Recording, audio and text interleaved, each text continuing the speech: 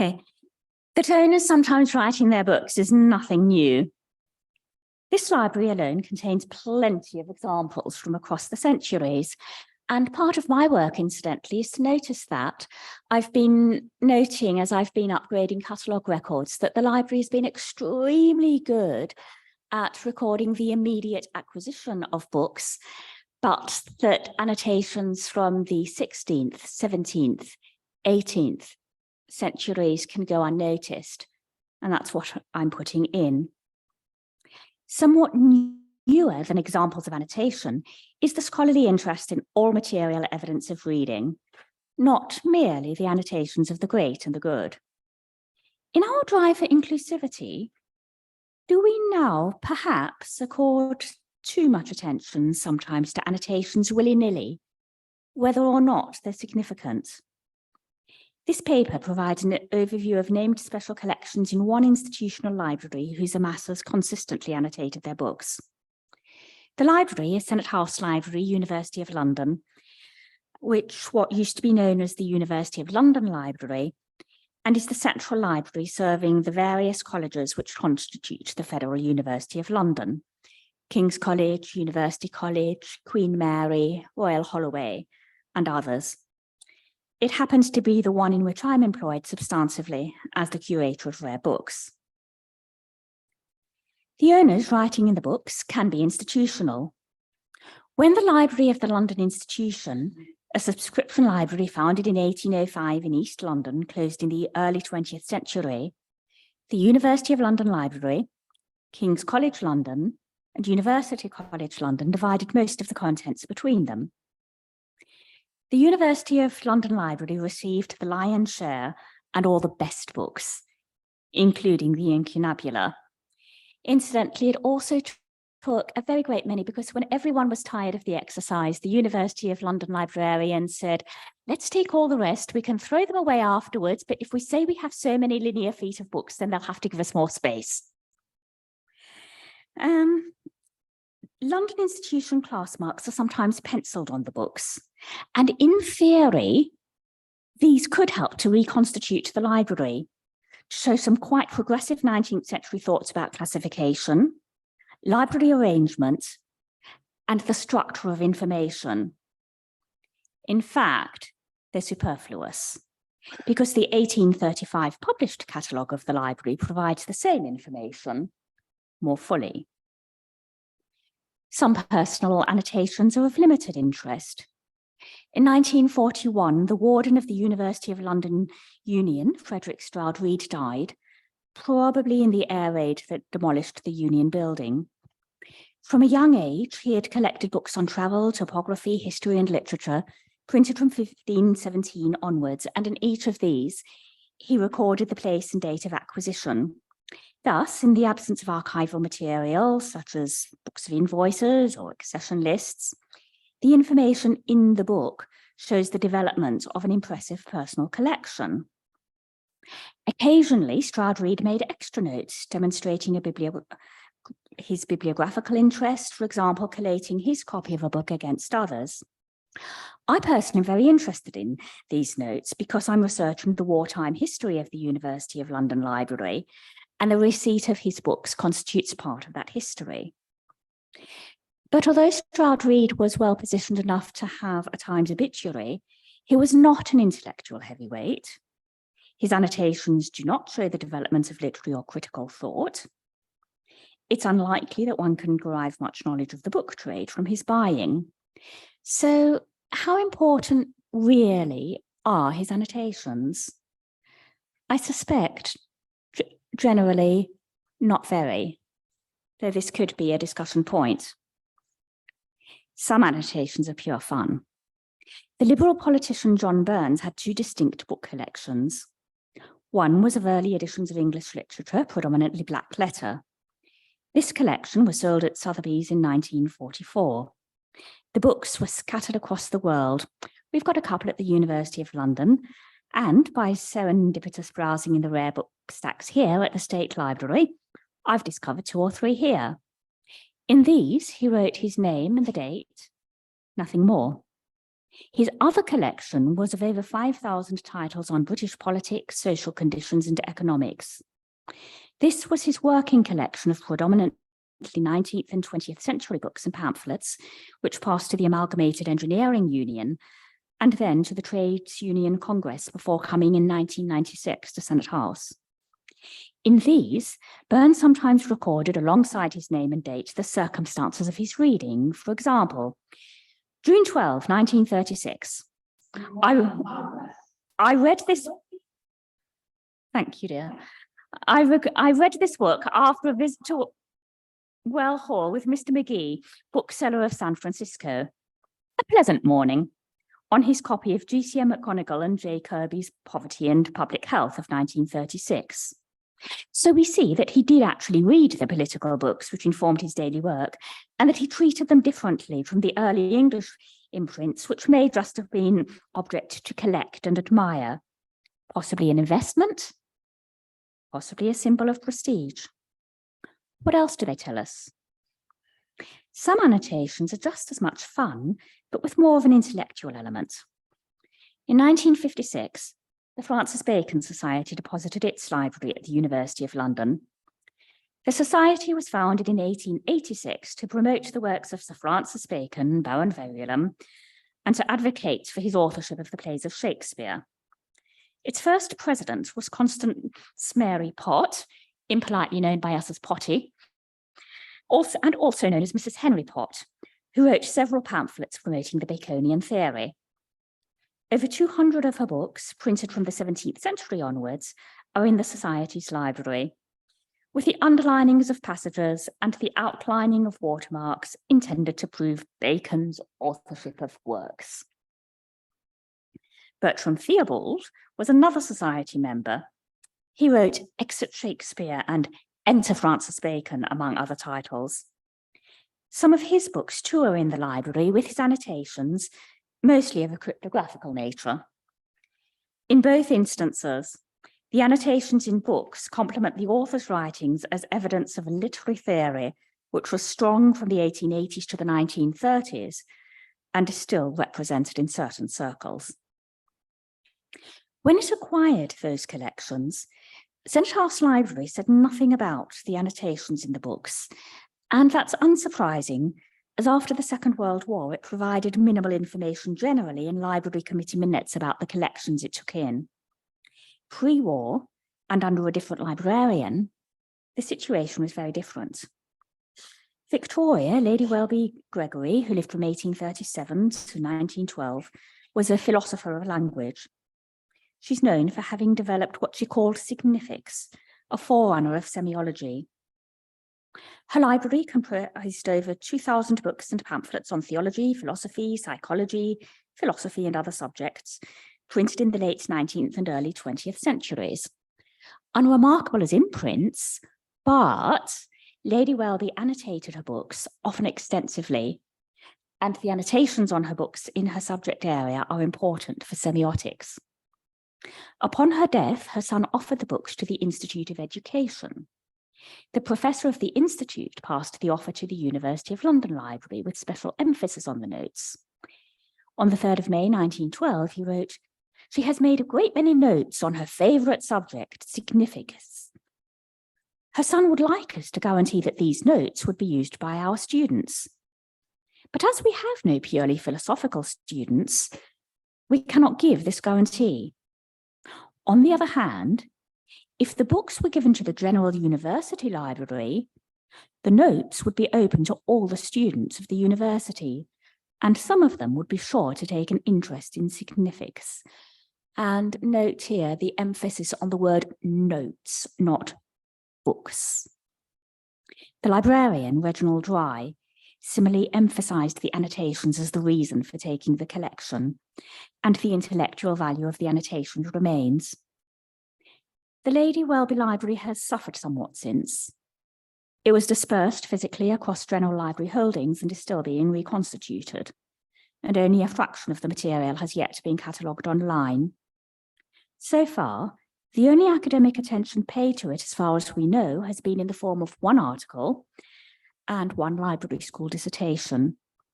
It's to be hoped that when the books are again more obviously a collection, research interest will thrive. Herbert Somerton Foxwell's library is another case again.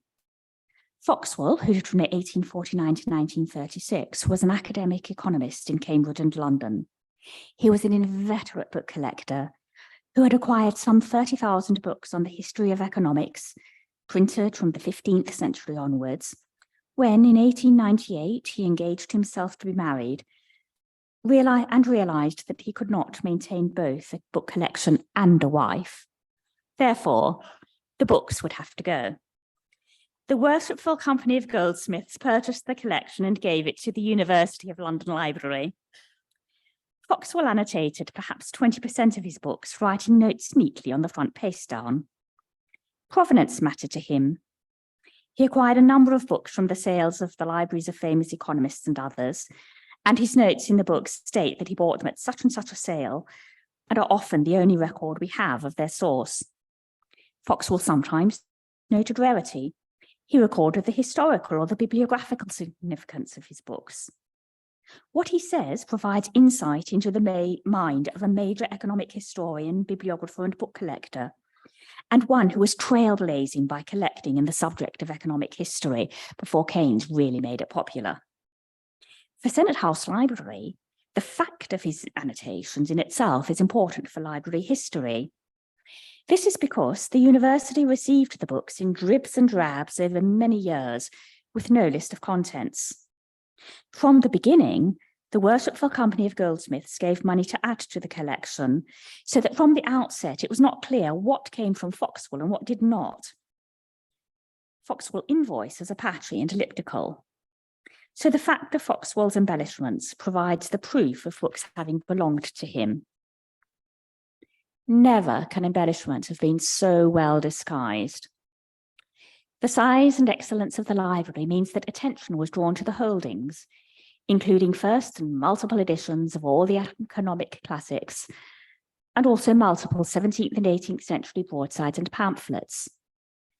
Little interest was left for the annotations.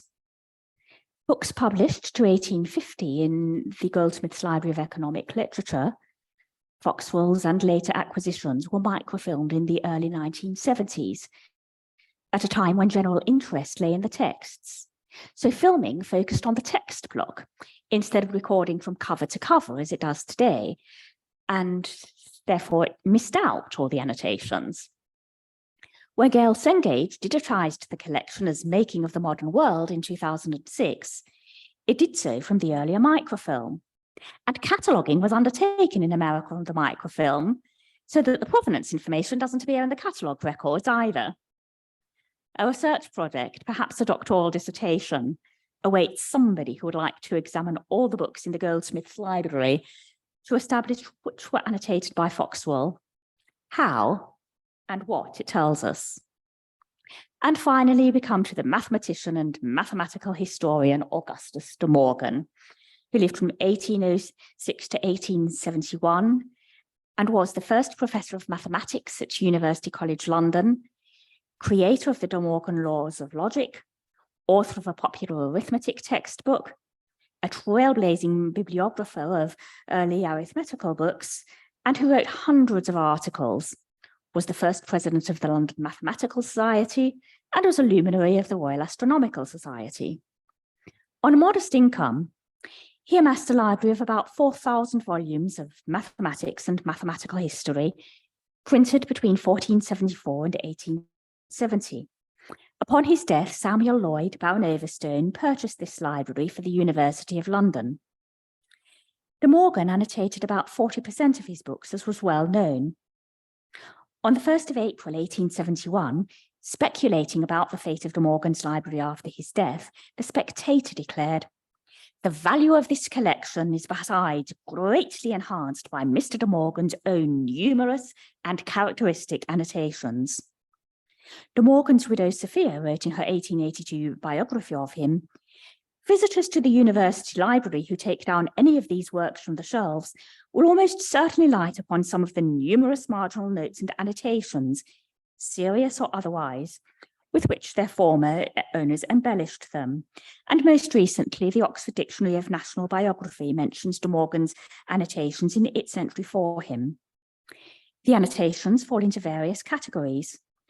Some note a book's rarity, perhaps substantiating the claim with a list of bibliographical sources which De Morgan has perused for reference to the title. Many notes concern the content of a book and reveal both that he read the book and that he was intimately acquainted with others in the same subject area. For example, on a book by Augustus De Morgan of 1660, English title, The Letter About the World, which revolves around a new and different system, De Morgan wrote, Jacob Cocceius, Amsterdam, 1660. Long life to him. He proposes such a system as is neither Ptolemy, Copernicus, Tycho Brahe, nor any mixture of them. See page 30 and figure 3. Similar to these are notes or anecdotes about the author of a work, as when he wrote on a book by Christoph Clavius, poor dear old Clavius, nailed to the barn doors 250 years after his death because he acted kite to the heretics' chickens. Sometimes De Morgan records provenance, which he went to some lengths to establish. His copy of Giovanni Borelli's Euclid's Restitutus of 1658 bears the inscription Edmund Waller, and De Morgan has added a note and inserted letters pertaining to his research to see whether this particular Edmund Waller was indeed the 17th century English poet and MP. Sometimes De Morgan makes himself part of the history of the book. Most trenchant in this context is his record on John Castle's, or Bonnycastle's, The Scholar's Guide to Arithmetic of 1820 in an edition of 1828. This book was sent to me by the publisher. It convinced me that work on demonstrative arithmetic was wanting, and was the book which suggested the existence of the deficiency to supply, which I wrote my own arithmetic in 1830. Less frequent notes deal with physical characteristics of a work, as when he noted the problems of two-colour printing in the Incunabulum, the calendarium of Regiomontanus, printed in Nuremberg, 1474. The greatest peculiarity of this first edition is that the printer could not manage the double printing in black and red in the difficult parts. So he notes printing, manuscript, and this book is not a printed book nor a manuscript. It is a mule book. His annotations are highly individual and can be humorous, anecdotal, or both. He often records his acquisition of a book, and surely nothing can surpass his recollection of acquisition in Edmund Wingate's Arithmetique Logarithmetique of 1625. And I've gone too far, never mind. Galloway, i.e. the Scottish mathematician Thomas Galloway, collected Keplers.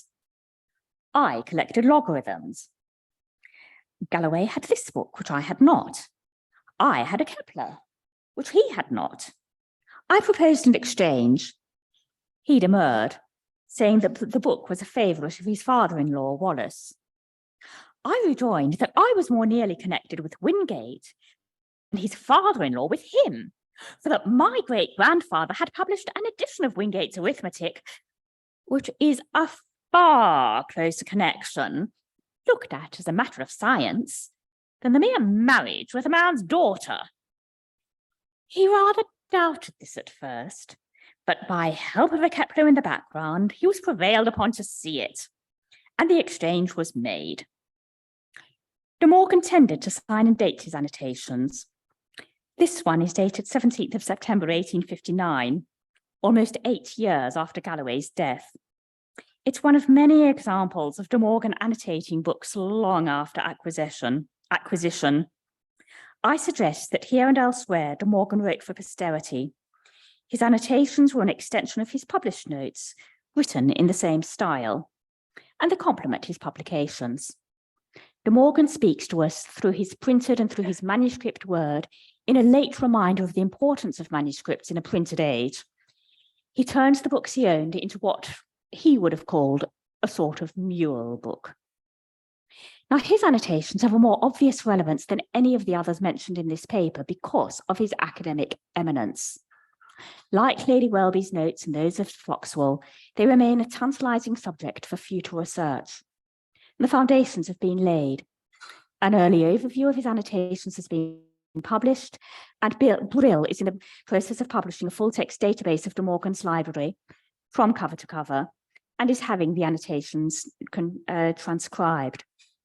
Online library cataloguing took place after it became second nature to record provenance information in catalogue records, so that the fact of embellishment, if not its full content, is apparent for the researcher. Clearly, not all embellishment in the form of annotation is equally important.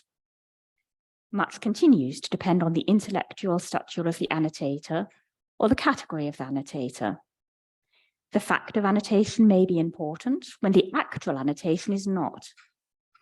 This cursory sweep of one institution provides a case study of different levels of significance. It reveals that while some avenues for research are tiny cul-de-sacs, others are broad vistas. Thank you.